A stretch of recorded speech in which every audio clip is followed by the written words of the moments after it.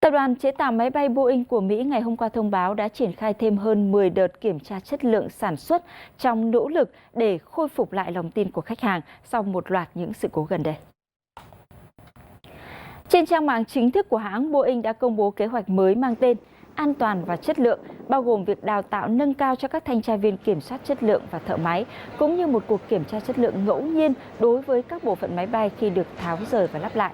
Boeing đang chịu sức ép lớn từ các cơ quan quản lý của Mỹ sau nhiều vụ việc gây lo ngại về vấn đề an toàn, trong đó có vụ máy bay của hãng hàng không Alaska Airlines đã phải hạ cánh khẩn cấp do một cửa thoát hiểm bị bung ra trong quá trình bay vào tháng 1 năm 2024.